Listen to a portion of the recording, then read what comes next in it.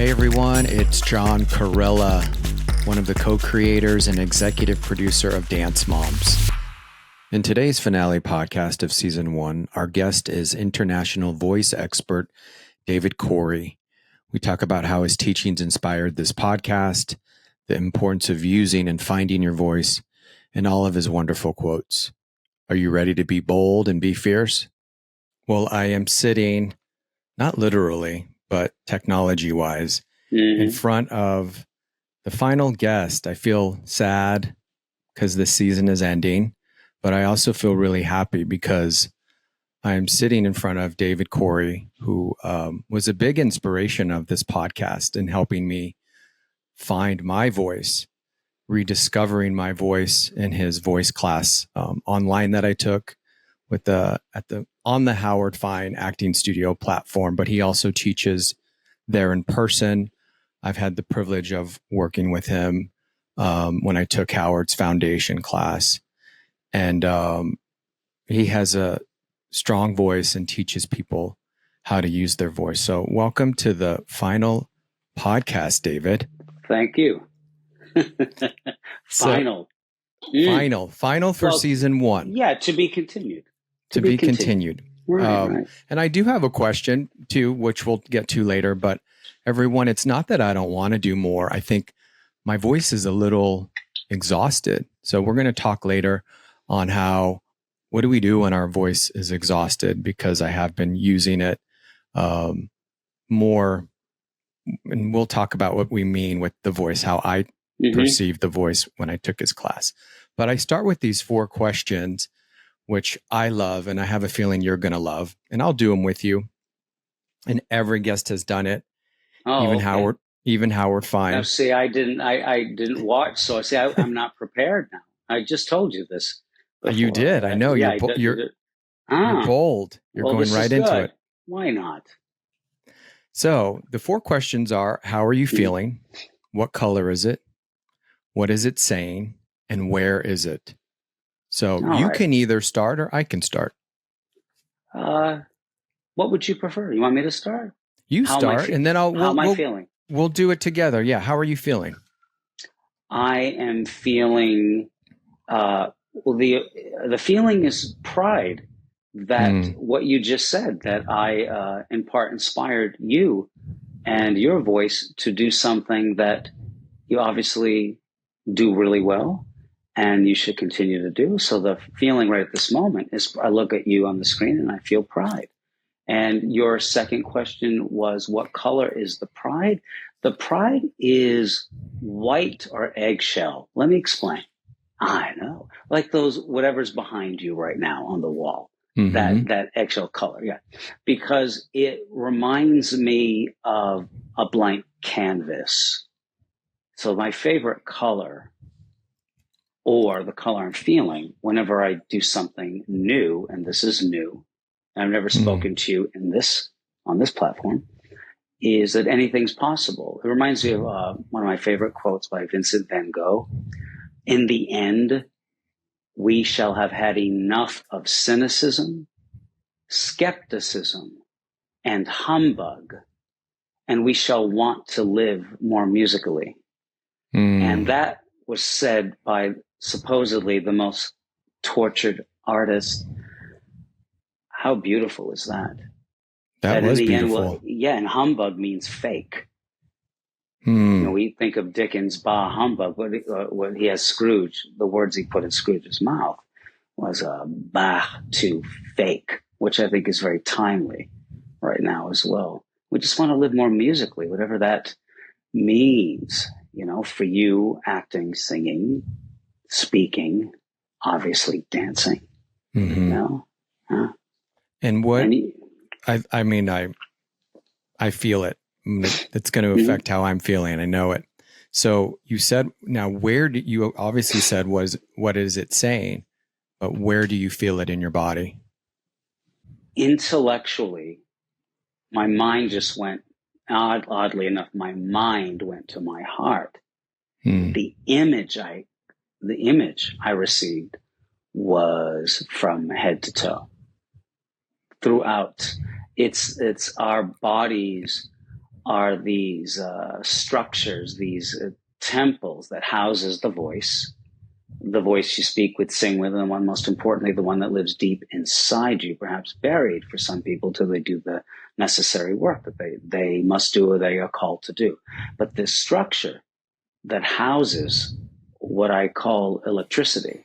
So when we're grounded right now and we're breathing and we're focused, we don't short out. When we're not grounded, that electricity can be shorted out. And in essence, what I feel throughout, and the structure that houses it, is the conductor, if you will. Yeah, and that's why I always check in with that when I'm doing anything new, because I'll tell you, not knowing your questions could make someone's head want to explode. But I embrace the I don't know. Wisława Szymborska. Look up how to spell her name later. Wisława Szymborska. I think she passed away in 2012. She was a prize-winning poet. Said, whatever inspiration is, it's born from a continuous I don't know. I love that. So how I save your and everyone else's mind from exploding with the I don't know, I just have everyone say, I don't know, and I want to know. Because when I was curious about your questions, I wasn't focused on that I don't know what you're about to ask. And what's interesting is that I approach the podcast. Yes, I have these questions, but because of your influence of remembering that from the voice classes, everyone that are amazing, if you are an actor or even a dancer or anyone I feel in life, in my opinion, can benefit from these. But I don't know what I'm going to ask either. And in the past, you will be our 21st episode. Oh, lucky 21. Yeah, lucky 20. Exactly. Lucky 21. Is that blackjack? I don't gamble, but I feel like I don't either, but it sounds good. And I'm going with it. Lucky 21. Although you won the lottery, you did win the lottery. I did. A story, until my book is written, it's just not written down in total yet. That obviously true story. And you know me well enough to know me saying true story is redundant. Anyway, however, true story. I did tell a dear friend whom you know, I'm going to win that thing. And he said to me, I believe it. If anyone will, you will. And I vocalized it. It's things just conspired. I remember the moment I said it. It's this incredible thing. When you vocalize, you do actualize. I'm not saying if I said it again right now, that would happen again. But in that moment, you know, Shakespeare said, men at some time are masters of their fate. The fault, dear Brutus, is not in our, in our stars, but in ourselves, that we are underlings. But what he had, what he knew, mankind at some time, it's magic. Uta Hagen, one of my favorite words she always used was intermingling. Intermingling? Intermingling. Things we work on so many things. So I have students do it in class. I call out everything, get clarity, that category, that category, that part of your life, that part of your life, that part of your life. And then I have them do this, and then boom. It's a way of coming together. So you knew prior to winning the lottery. I felt it. You felt it. I felt it. So it was just one of those moments where I felt other things in my life as well. Yes, where I just get an image, and people, I'm not the only one. I mean, you know, people talk about intuition, ESP.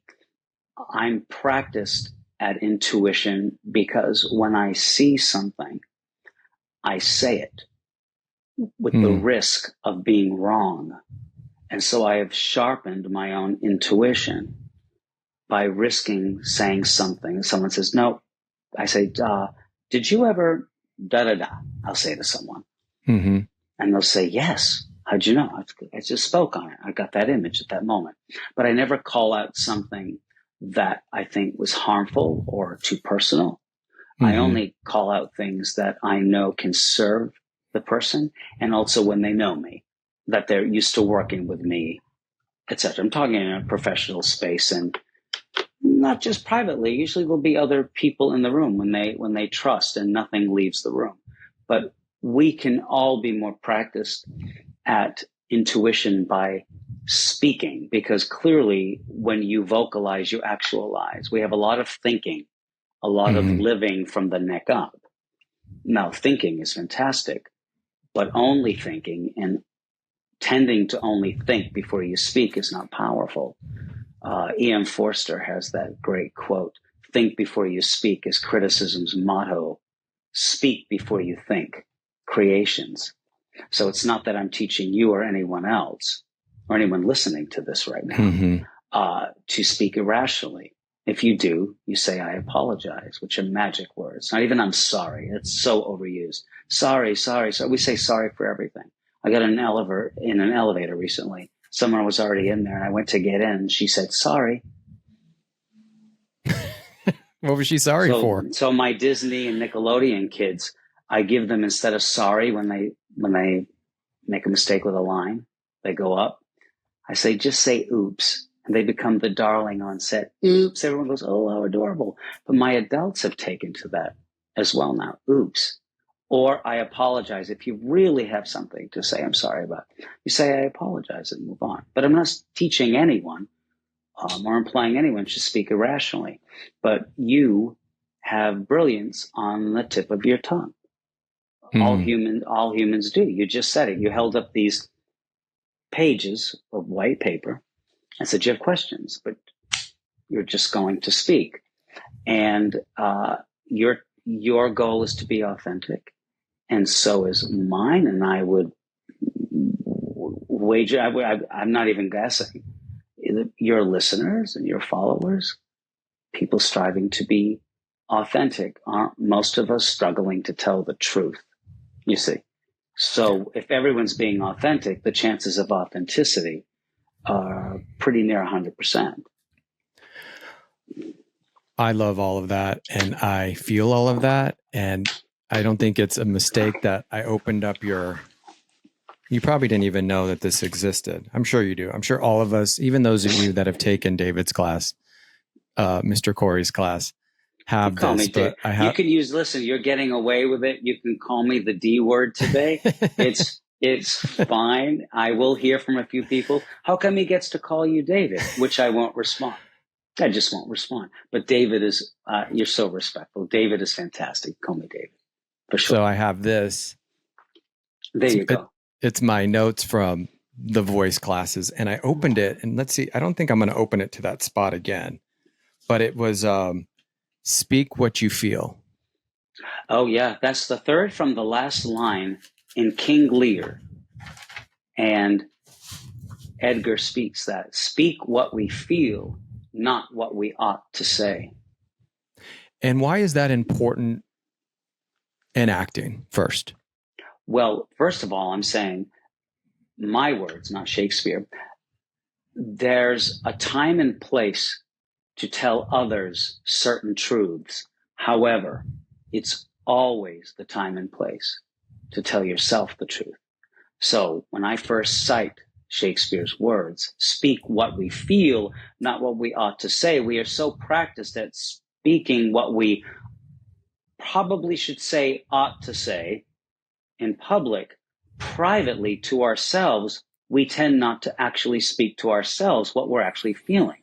So when I say vocalization equals actualization, why, to your question, is important for actors, you only know your truth when you know your truth. So no one's going to know John better than John, but John has to get used to out loud vocalizing. Have you ever been attracted? The answer is going to be yes to these. I have questions for you. 4. I'm going to give you the answer already. Yes, yes, yes, yes. Have you ever been attracted to someone, John, and then they open their mouth? Yes. Yes, of course. So vocalization equals actualization. When you use your voice, you get closer to the truth. or someone else's as well. Have you ever not been attracted to someone and then they kept talking and you had a Scooby-Doo moment? Yes. Right. Vocalization equals actualization. Have you ever been thinking something and then you went to share it and you thought, that's not what I was thinking at all? Yeah. Yes. Vocalization equals actualization. And lastly, have you ever been thinking something and only when you shared it, you realized the depth of what you were actually thinking and feeling?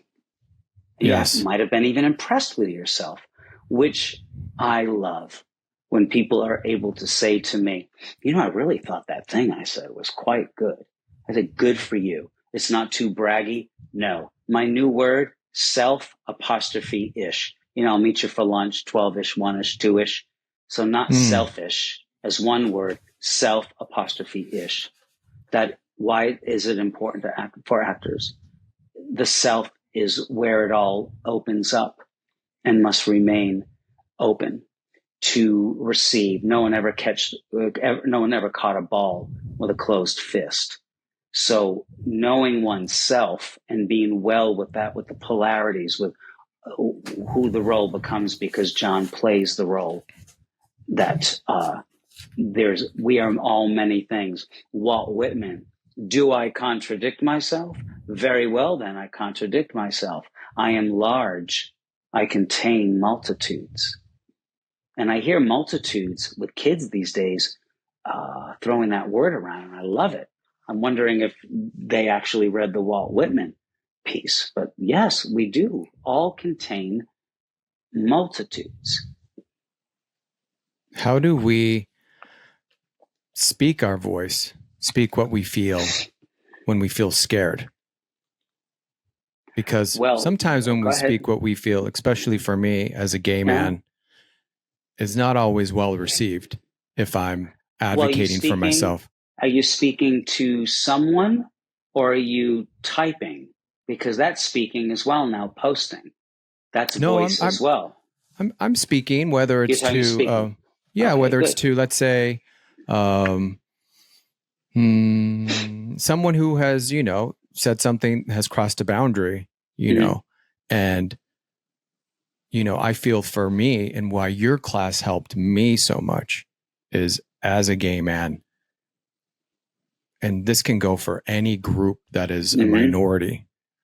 Your voices, when it's silenced, oppressed, made fun of as a child, sure, there can be tremendous fear in, is it safe to say what I feel? So I am not little John up in that corner. You can see my little headshot when I was 5 years old. I am John now, not little John. So all of us, when that fear comes up, any advice on how to speak what we feel in the moment? Do it anyway. I always get described from teaching, people's takeaway about me very quickly is, oh, that guy's fearless. And I used to buy into my own press years ago until I jumped out of a plane at 13,000 feet. And I understood, no, not fearless, not even close. You were screaming the whole way down, shaking. Well, yes. With delight, actually. It was thrilling. I knew before then that I wasn't without fear, but I don't try to come across fearless now. I just remain open to the things that move, touch, and inspire me, and I'm very clear on my intention. When someone might say something in a group setting or a student says something, and I could maybe even become afraid of my own possible responses when someone says something that inappropriate. Right? Yeah, can you feel that? And breathing. You asked me how. So how is technique? Inside of technique is always that magic word why. Inside of the word, so how is technique? But that magic word why. So how is breathing Why would I want to get over the fear? Because I want to be present. I being John right now, when John becomes afraid or someone says something that might alarm you or triggers you, where you said John versus I'm John now. Yeah. I'm David now, but I was little David who was also bullied and all the good stuff. Right, which is my father was a mumbler. I watched when he left in the middle of the night when I was 6 years old. I watched in the days after that my mother swallow her own voice, and she knows I say this. And she has, as I did what became my life's work, she has learned many lessons. She's teachable, wanted to grow and learn, and finds these types of conversations fascinating as she's been around a while, right? And where we've come now, we know too much to have the humbug, if you will, that Van Gogh speaks about. And we have it now. We have it in all walks of life, where the fake becomes the real if you say it enough. And so people need to, even fear, go above the nerve, as Emily Dickinson wrote beautifully. When if your nerve deny you, go above your nerve. So that's taking the breath. That's, you understand this just as a dancer, being grounded and feeling that, not pretending it's not fear. It is what it is, but it can be faced. When you face the ugly, the opposite is always upon you. For instance, if you've ever told a white lie to someone, you're perfect, but in case you had an oops. I probably did it in my early 20s when I first came to LA. Something. Yeah, you told a little fib and someone said, just admit it, John, you lied. And you're thinking, well, I did it for your own good. And they're saying, but just say you lied. Admit it. And to say you lied sounds harsh if you meant well. But when you finally say, okay, so-and-so, I lied. Boom. Now you've told the truth. So when we face the ugly, anything, the worst things that have happened to us are obviously the best things, because we can't change anything that's happened to us. We can change how we use it. So when you feel, I'm going back to your question again about fear, understanding that when you feel fear, it feels pretty bad, but it'll flip. And you look at why I'm feeling fear. Am I going to let it stop me? Am I, as Emily Dickinson wrote, am I going to go above my nerve at this moment? Do I still mean this person well? Am I going to overreact or just simply react? It reminds me a little bit of the shoveling exercises you do. Isn't that something? Don't give it away too much here. It's just, I love that exercise. My mother said there was an angel. When I go through the exercises with her, she says, oh, kid, there was an angel on your shoulder when you came up with that one. It's good. It's a good one, everyone. It is good. Good. I would say it feels like unpacking and learning more about yourself. Immediately. Yeah. Immediately. No. Yeah. Well, everyone knows too, because where do I start with? Well, right here, I'm going to go off of this. Well, we already started. I haven't started the questions. Oh dear. Which I know, which is good. No, that's good. Okay. We didn't know. I didn't know. And I love that. It's life. I don't have them because the sun in this sunroom has whitened them out at their blank canvases, but I have quotes of yours and I believe they're yours because you obviously love to give credit, and you've taught me that as well. When I say someone's quote, I'm about to give you credit. Yeah, I'm about to give you credit for something, if I may, before you get to questions. As I've been taking you in, this is not typical of being interviewed by someone. What I've observed for how many minutes we've been speaking thus far, that you have come into this to allow yourself to have an experience. You haven't taken yourself out of the mix. And I'm watching you have an experience with answers. Yeah, isn't that wonderful? So as you look in your whole season and you look back at it and look at what some goals might be, let me give you that's might already be clear to you, but that's good. I'm not saying no one else does it, but I'm saying that you're doing it. Yeah. And I hope that the listeners can, chime in and put themselves in this conversation with you and I and have the same experience. I've said this recently, everyone that I've had on the podcast, I love talking to them. I've learned from them.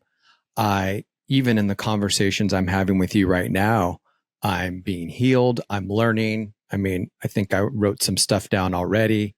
So, I'm happy about that. And I'm happy that we with a conversation, because it all starts with a conversation. Any scene in acting is a conversation under very specific circumstances, but if there's no scene, meaning there's no roadmap.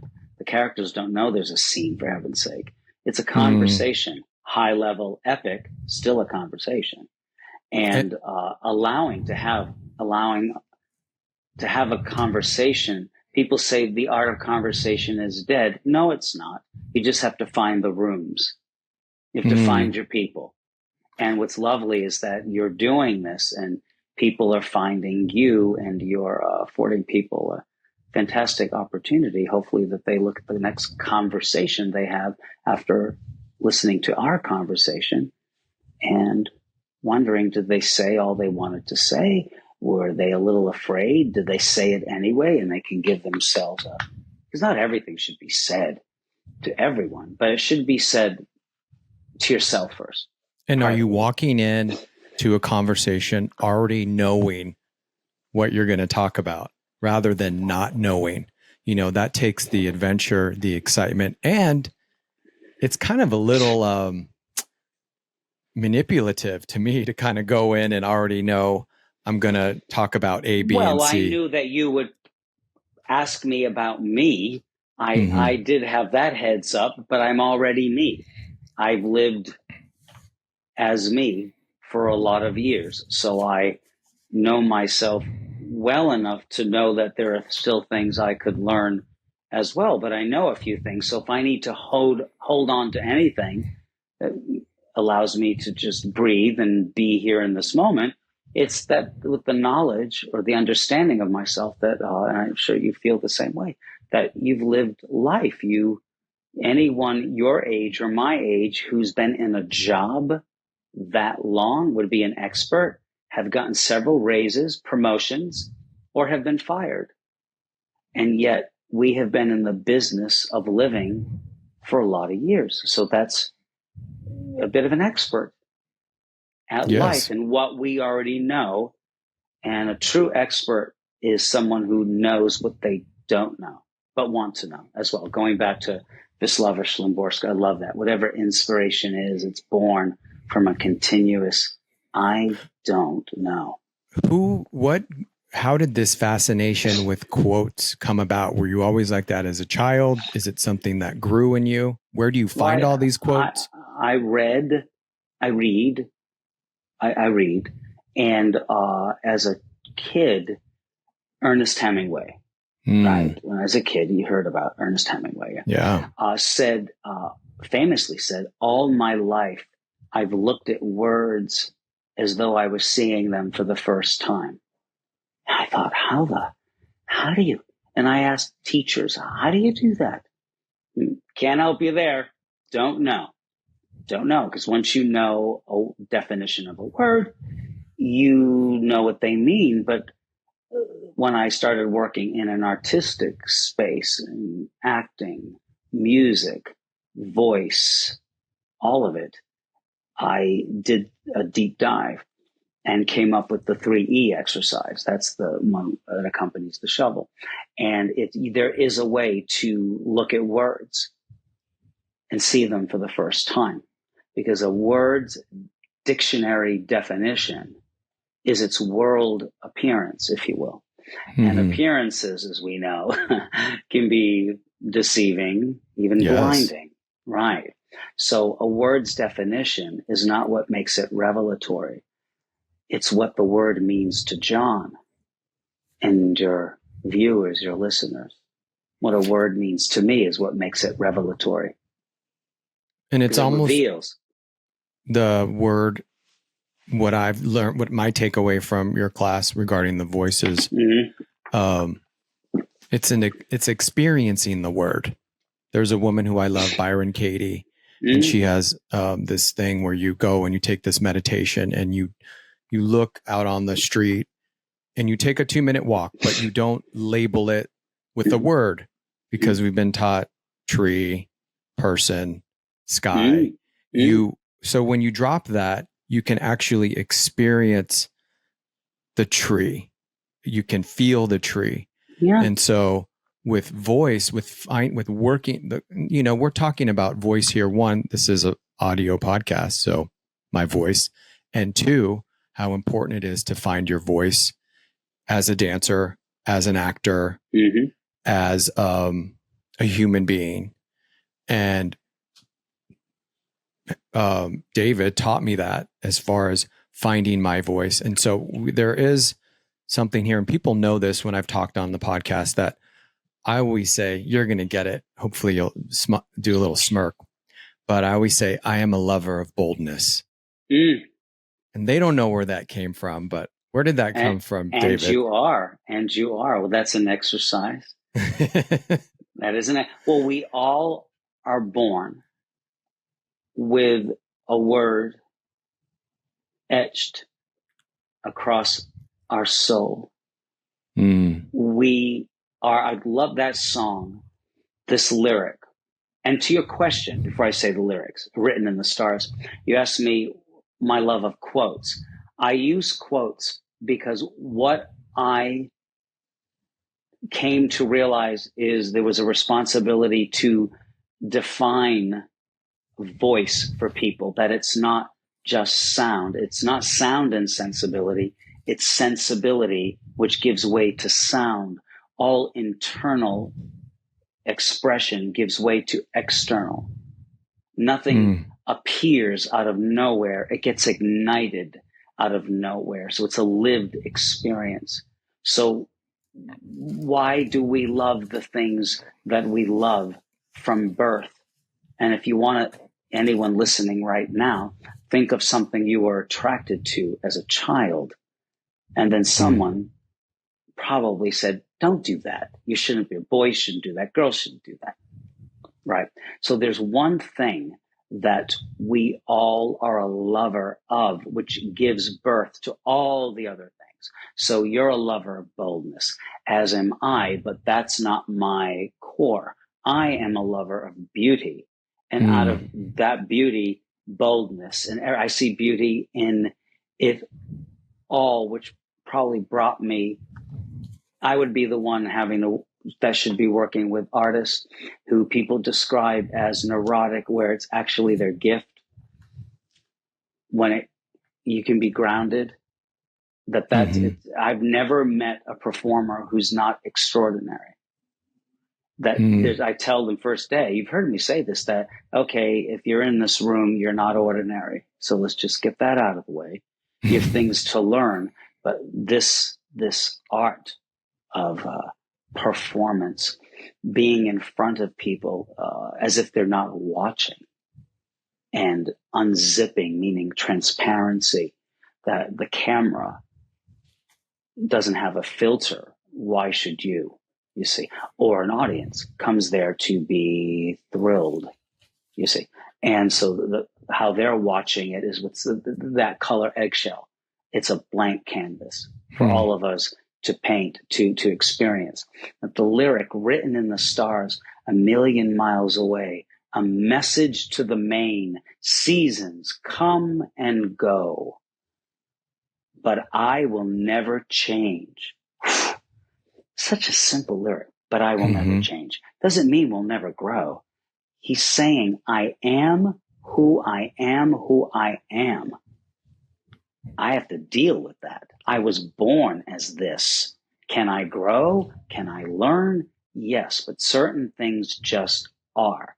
You, John, are a lover of boldness and And many you other helped me things. find that. You helped me find that word even. So in his class, when you take it, if you take it, there's this, it's a exercise and he Well, will I help you think people find are that. probably going to want to take the class. If I was listening to this conversation right now, I would think, I'd like to know what that is. Because in our darkest times, people have said when they go to their word, their soul word, I call it our I am word, that it's, and I work with psychologists and meaning as students privately, they're not usually in the group, that it's all psychology, the human condition, right?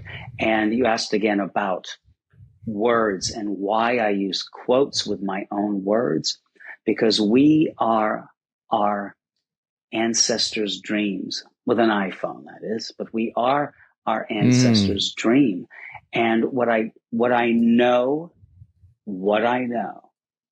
to be about life, that this is ancient. Before there was even the gift of speech, there was the gift of sound. And people, became a word and then another word. It all came from a need. And I say the need is the seed. So how I promote that and allow people to understand that it's ancient, this thing, if you will, you want to call voice, that it's been around forever. So I use other people's words to say, see. Another There one. it is. Yeah. Well, we're going to keep going on quotes. I credit you these quotes. So if I'm wrong, let me know. But these were the ones hanging up in this room that have been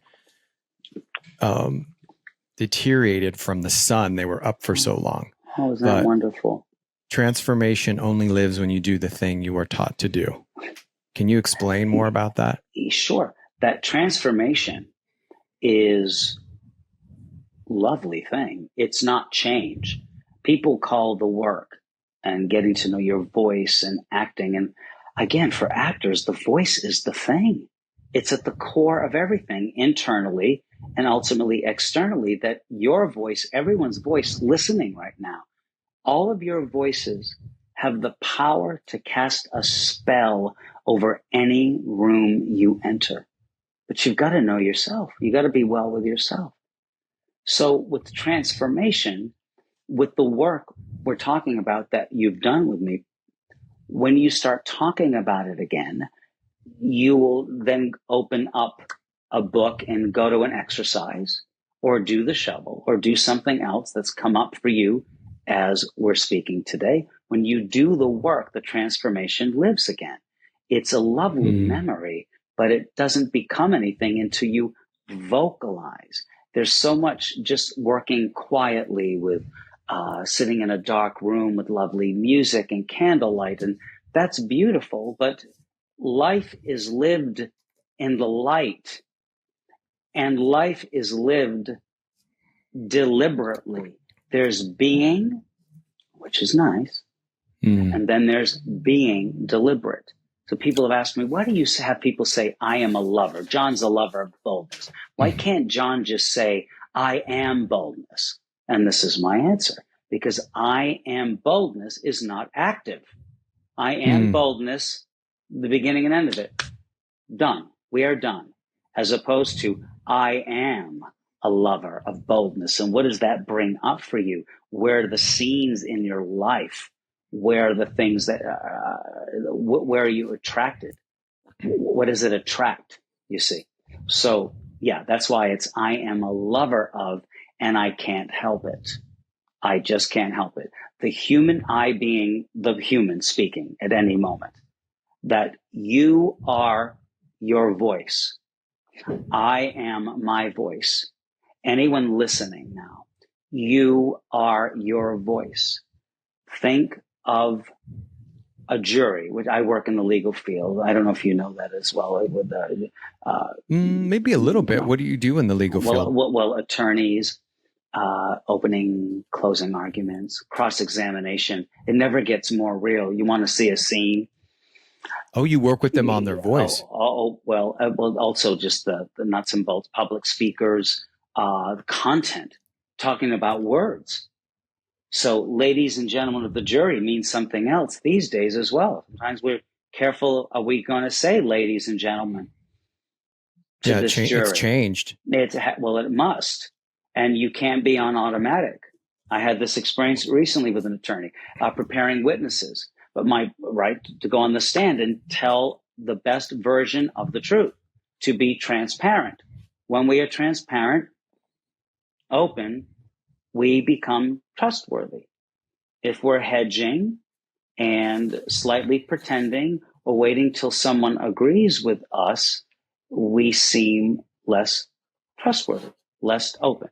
So in a courtroom, when the jury goes to deliberate, when it gets thrown back to the jury for a verdict, they deliberate. You following? Yes? Yes, I'm there. Okay, good. Yeah. I'm on Law and Order. I'm right there. Right. Love, I've had so many people on that show. It's not quite that, and yet it is that. It is that. They've distilled it beautifully. Anyway, but the jury never says, what was John wearing when he testified? What color was he wearing? What did he do with his arms when he gave the answer? They always ask for the transcript to be read back, the testimony to be read back, because we take everything on vocal cues in life. So we are our voices, like it or not. The goal would be for our voices to reflect the best of us, because the human voice does reflect the life condition, what's there and perhaps what's not yet, which is what I listen for when I am able to help people when they first come into my space. Yeah. The human voice is not separate from the human beings. Everyone listening now, think about that. Your voice is not separate from you. It is you. Mm-hmm. And how do we've talked a lot about trust and transparency. Mm-hmm. And you are confident. I feel confidence. I feel centeredness. So when we have to, what do you use and what can you tell people to use to make them feel safe to be transparent? And I know we learn about that in the class, but just some things that people that are listening, like, yeah, I get it. I understand. Say your voice, speak it, speak if you're scared. But what if I don't feel safe? What do I rely on to feel safe? Yourself. I always talk about becoming self-sufficient. You've heard me say this. I don't care who you cohabitate with, who you're living with, who you're married to, who means you well. They will step on possibility even when they didn't mean to. You are not to do this work we do with anyone else. It's in private. It's with you, with yourself, the higher self, if you will. That the you higher start self. To learn. I love that. Well, it is. It's, that the best metaphysical piece ever written. It was written in the 1500s, I believe. John Donne, Donne. Batter my heart, three-person God. And if someone's doesn't believe in the Holy Trinity, you can think of that contemporary as me, myself, and I. The three-person God, me, myself, and I. Right? Think G-Easy. Myself, and I, solo ride until I die. Yeah, and got you for life. Beyonce, she has a song called Me, Myself, and I, just so you know. We had a couple of dancers on from the tour recently, the Beyonce tour. So I love, and on that, there's another quote that I love of yours. When you had us do stage is blank. And so mine is stage is spirit for me. Yeah. So can you know what the stage is, to know the stage in life. This is our stage right now when you're being open with the risk that someone could not agree with you. So the goal is never to, well, I'll tell my truth as long as everybody tells me I'm wonderful first. They agree with me. That's first of all, it's not realistic. So it comes with the risk of sounding weird or looking bad or being disliked, really. That's what we're all afraid of. Just, there's your fear again. But being rejected, not being liked. But to share this moment with you and my immense pride in you. I mean, I didn't know you had quotes by me up in your room for any length of time that are now faded by the sun. I mean, what a gift. I never get used to hearing things like that. They help. Anybody listening, any quote that you're hearing, write it down that resonates with your voice, your I am. I call them quotiques in classes when I'm quoting anything, myself, anything that I say that's not quoted or attributed to another writer is mine. Mostly it's mine, but then I told you why I pepper in other people's quotes so everyone gets the timelessness of voice and what it is, that it's, you all are wired with a voice to express uniquely who you are and to relieve and release. It's there for us. It's a tool. It's a necessary tool. And with phones in our hands, with literally your voice is now in your hands, typing. When people ask me, well, what, I want to be as authentic as I'm being with you now when I post online. What do? Vocalize it first. You'll see what comes out before you type. It doesn't take that long, because when you vocalize, you actualize. When you use your voice, you get closer to the truth. It doesn't mean thinking is bad. But I know. Yeah. I totally know what you mean. I do even remember in Howard's class before a scene, I was writing something down, the scene was started, but before I was writing in a journal in this scene. And so he even told me, he was like, vocalize what you're writing down before the scene to get your emotions going. What I was saying was, as far as, especially when I've been guilty of this on Instagram, typing way too soon. And, there's a thing called learning failure. No one's going to learn anything the way that I'm typing with that comment. So a great way to check in is to speak it, and then you can see if it's appropriate. So a good way is to vocalize what you're going to post, whether it's your own post, whether it's a comment, ahead of time, and see how it makes you feel. And if it doesn't make you feel good, you probably need to reconsider posting that. So here's another quote that the sun battered that I love that you said. The ability to ground yourself is the stability that allows to take chances to discover rather than only present. What does that mean? Well, again, the ability to ground, yes, is the stability that allows us to take chances, right? So even in this moment when our conversation had to be interrupted, staying grounded, then it's all about being present as opposed to presenting. When we present anything, trying to come across a certain way, we cease to discover. And discovery is the game. Even for you as an actor, John, with the same lines, the same blocking, take after take, that's not going to change.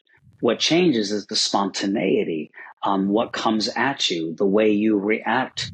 You have to play that childlike game. Is it that take 3, take 10, take 20 it's the first time. This has never, ever happened to me before, quite in this way. So when I can understand that, and I can be grounded, and I can breathe, and I can be excited, I can get my Wisława Szymborska, I don't know, but I want to know. When I can live in that, then I can take chances. But if I have to know everything, then I'm going to present. Even for you as a dancer, with the choreography cannot change, or someone could get harmed in right part of their anything, right? Yeah. But there's still each what you're calling performance included. Not we're presenting the dance, we're dancing it, we're discovering as we do it together, as we breathe. That's all discovery. Do you feel it's discovering emotionally?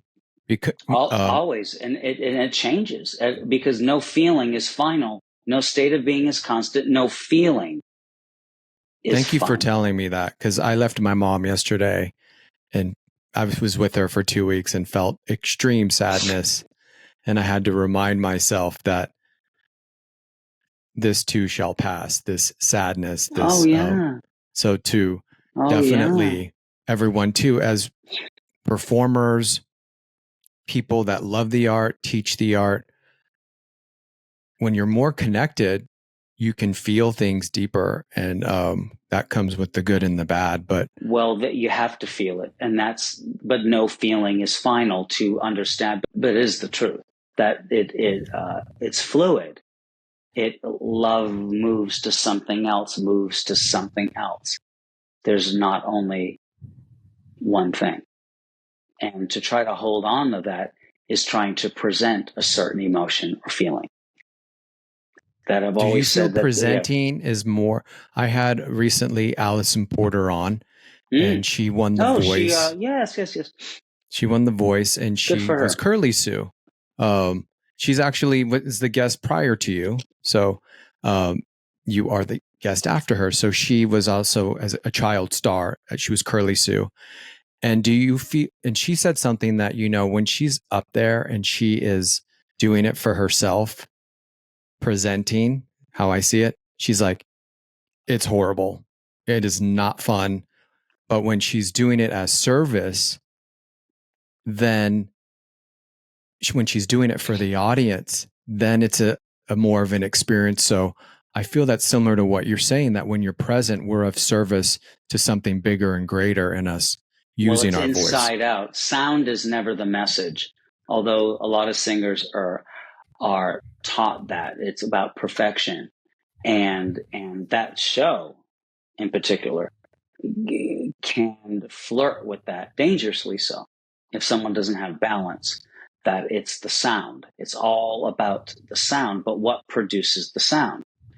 And the human being. So technically proficient leads toward perfection, but it's not brilliant. Brilliance and perfection is not the same thing. I'll give you a quote. It's from Ernest Hemingway. There he is again. The sun also rises. 2 lines in the, let me see if I can think of it, in the novel is, this is someone's point of view. It was not brilliant bullfighting. It was only perfect bullfighting. Isn't that interesting?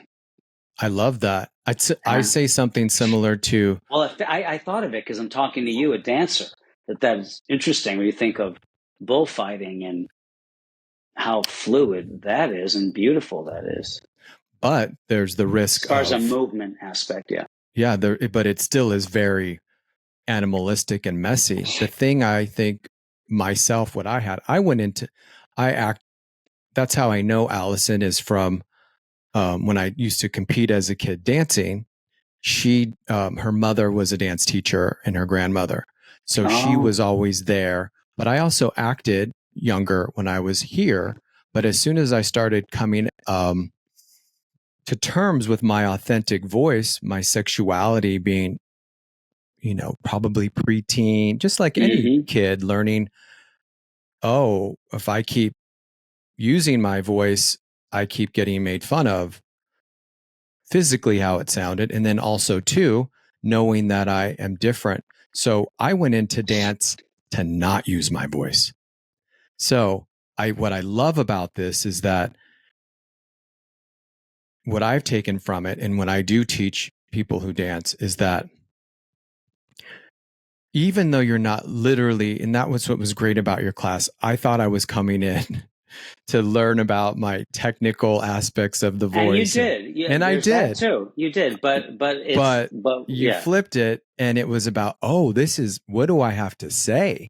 What is my voice inside of me? Why am I doing this? Yeah, listen, a beautiful voice, John, first, and remember this, a beautiful voice, first and foremost, is a voice that has something to say.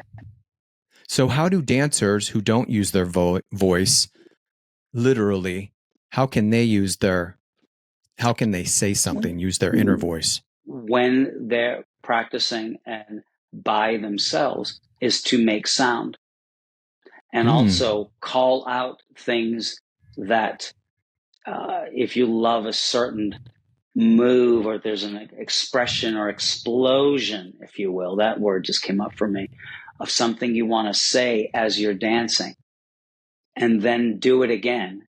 And everything you just said out loud will be more present for you and active for you, because dance is language. Painting is language. Everyone in expression has a voice. You see, I love what Albert Einstein said about dancers. Dancers are the athletes of God. Dancers are the athletes of God. And what I was talking about before with speak before you think is creation's motto, right? The enforcer, speak before you think. Well, Samuel Beckett said about dancers, he says, dance first. This is his advice. Dance first, think later. It's the natural order. So dancing is Samuel Beckett, who was a playwright, looked at dancers in terms of speakers. The dance is the language. So why not get literal with it? It helps. You should not be, and I had this experience with someone who became a lead dancer for Justin Timberlake tour a few years back, who came to me from Atlanta. Her mom moved here, and she was 14 at the time, a great dancer, and mute, trauma. And I remember the first session when I asked her name, and she couldn't say her name. And I mimed pulling it out of her till her mouth started to. And so the final callback for Justin's tour, she said, "You're never going to believe this." She became a real chatty Cathy with me. She got it. She gets it. She got it. Now she's a writer and she's a director. Talk about a transformation is in the doing. So she didn't have to speak either as a dancer, right? Afraid of her own voice, but there was trauma as well. So we got all that sorted out. But her final callback, what did they ask the dancers to do? They put them on tape. And this is a few years ago. They do this a lot now. Had them just tell a personal story. And she went, boom, I got this. And she said, and he fell in love with her because she just looked at that camera as a dancer and just spoke about herself and her life. And it was hypnotic. So, yeah. But why wait? Do you teach, I know that the acting studio does have classes for teens and kids. Do you go into those and teach them as well? Not as of now. I work privately or in some other spaces with people of a certain age, the younger ones who need to see me, but not because they do that more online right now. So I'm not working I have more the kids who are working. But you are available for that privately to teach kids and teens that are in the business. Yeah, and I might do a workshop every now and then. It just depends on the need. Like if someone's interested. So those of you that are you dance moms out there, dance dads, this is an 18 and over podcast, but if you want your child that dances to learn more, to find their voice, because nowadays, especially a lot of the kids that I come across because of Dance Moms reality shows, is that they end up doing they start off dancing and then they people want to see them act, so they do have to end up using their voice. So you can always why wait? I always say why wait, because the pressure is so with this person I just spoke about, she was in training for a while. So when she was finally asked, it wasn't a leap at all. It was how she rolled. It's just how she rolls now. That was who you pulled out being out of her. Oh yeah. I put her in public and everything. In master classes, I put her on the stage and had her speak. I remember the first time I looked at her mother in the audience, and her mother was doing this with her mouth, jaw open, because it is something to see your child when you thought they couldn't do something that they could, but who she was speaking as was herself. There's not one sound, how you're supposed to sound. There's you, and all this work that people should be doing on their voice should come back to who you are. Your voice should reflect who you are. That would be the goal, I would say, wouldn't you? That's the goal. Yeah, that is the goal, and that is the effect. That's what happens from taking class. This is the last thing that we'll talk about before I have some fun questions at the end. But another exercise that I use, it was a pretty amazing, and I didn't plan on using it, but this is another great thing from your class that I learned is I was having to go and speak in front of people in West Hollywood. There's a kid that I teach, Brody. People know him as Boss Baby Brody. He is a 8-year-old, bold, fierce dancer. That's a match made in heaven. But he is good for you. Just bold and fierce. And,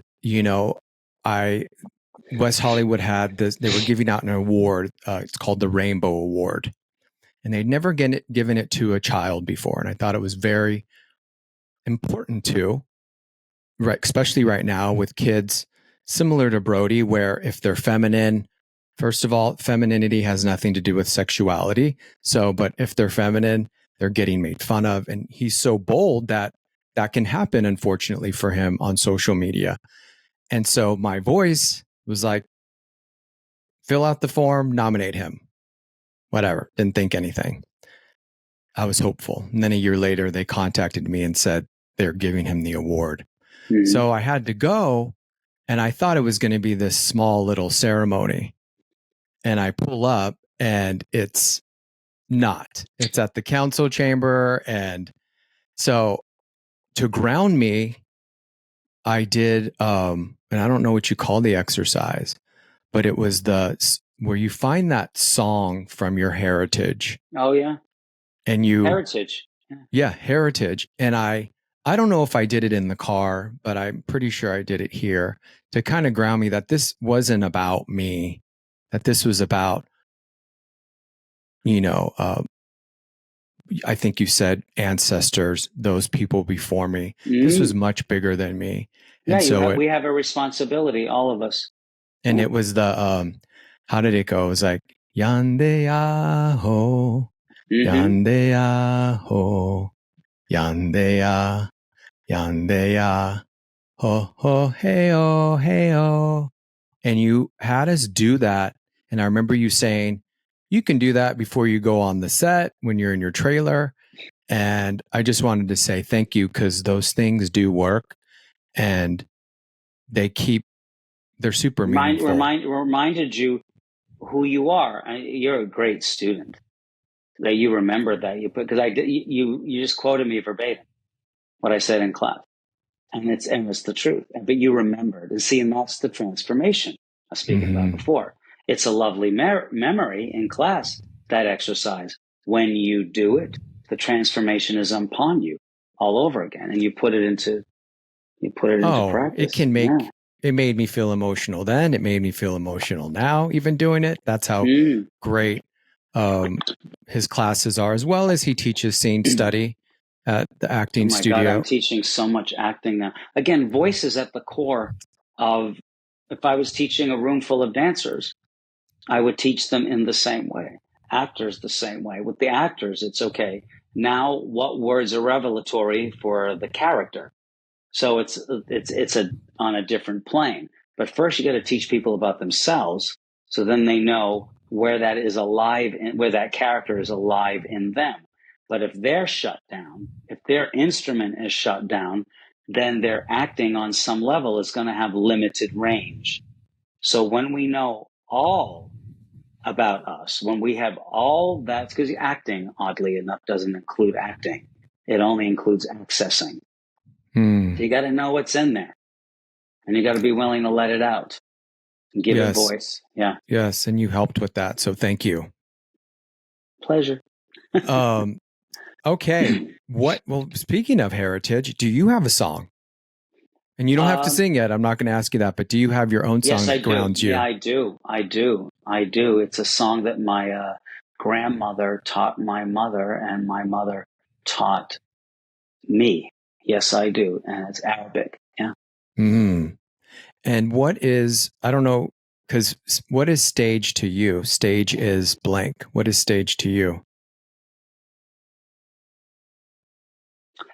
Well, or maybe would be better to say teaching is blank. Well, but you're right to ask stage, because the classroom is the stage. This moment is, what is it for me? It's, I think home for me is sharing or teaching the whatever that thing is, what word I can give it, the sharing of knowledge to give, there's the word. Stage is giving.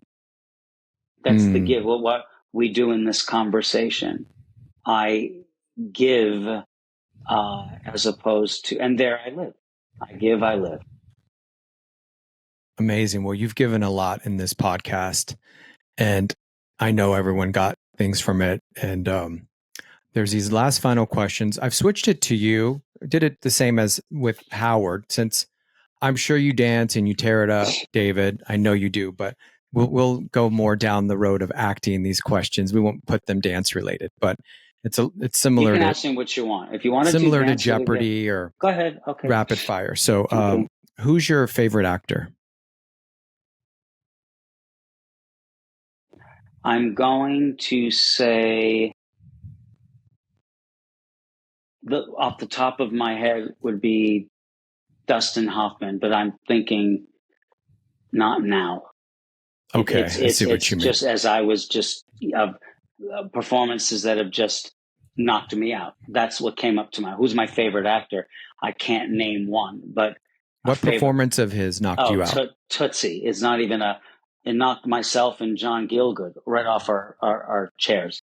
I mean, everyone should watch Tootsie or rewatch. What he did it's genius. With Terry Garr. Genius, all of them. But yeah, that scene. His just, and I was younger and I just watched it on, and again, Meryl Streep, of course. I mean, it's just anything, because she just continually, full submersion. And these people have a strong voice. And they've worked on it as well. Some don't talk about it, but they have. They have. Yeah. Well, I think we got our favorite movie too. Your favorite movie, Tootsie? Let's go with it. I mean, it's a great movie. Did you see the Broadway? Did you see the? No, I did not. You didn't? No, I did not. I stayed far away. But The Wizard of Oz still knocks me out. And it's the innocence, even in this filmmaking, the innocence of the juncture we were at in the industry then. And that people are so afraid of being too much, they're not enough. If you're afraid of being too much, you never can be enough. Watch The Scarecrow, Tin Man, The Witch, and The Lion. and talk to me about what wasn't too much. It was just brilliant because they risked. And what did they know? Look how many more years now of industry we've had, performances to gauge by, and just in its infancy, really, what those performances, I mean, of course, Charlie Chaplin, but I'm saying those performances for that movie, for me, just, and the heart.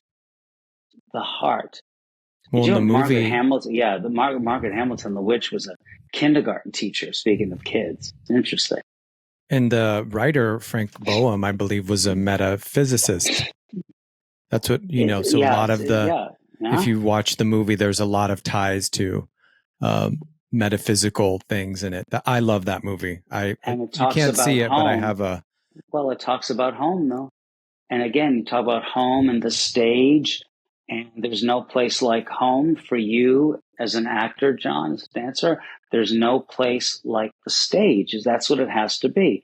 You must be most at home when you're doing your thing you've been called to do. So I don't mean home as in home. I mean, in this moment, we are home. We are found. I love that. I feel that. You know what? And I think I'm just going to end there with one more question, because that sums it up. Everything, the home part of it, is, what's one of the boldest things you have done? One of the boldest things I've done is I saw myself on television. I had an image that I would be working with people's voices on Extreme Makeover back in the day. And I vocalized it, as we talked about the lottery before. I just felt I was going to be on that show. And someone told me, a colleague, I can't think of anything more boring than you being on television working with someone's voice. And I had a friend who knew the dentist who was on the Extreme team. She said, why don't you just go meet with him? I did, in his office. And I was doing another program at the time called The Swan, where they brought all the swans to me. They had a lot of plastic surgery, and they were doing a pageant. And the production brought me on, and I met with all the gals for 2 hours before they had to do a Q&A live in a pageant. And these women were not comfortable in their new bodies and their plastic surgery. It felt slightly dangerous to me, but I was supposed to help their voices for 2 hours. So that was that. And I'm meeting now with the dentist from Extreme Makeover. And I said to him, I'm going to tell you, because he wanted to call ABC right away. He said, you should definitely be on our show. I'm going to call them right now. And he got Julie on the phone and said, I've got someone here right now. Do we have any vocal storylines coming up on Extreme Makeover? She goes, yes, we actually do. We're going to have several this season. Because I'm sitting here with so-and-so. She goes, oh, I love him, this and that. I said, well, make sure you tell her I'm on the Swan. It's a little package they're airing. It's nothing on Saturday night. She said, oh, sorry, I can't have them on. I'll get fired. ABC, and that's our competition. So what I did is I excused myself from the meeting. I went out and I called my producer from the Swan, and I said, please call this lady at ABC and just get her to meet me. Because I knew I was going to be on the show. So she said she'll do it. She called her and she said, I can't.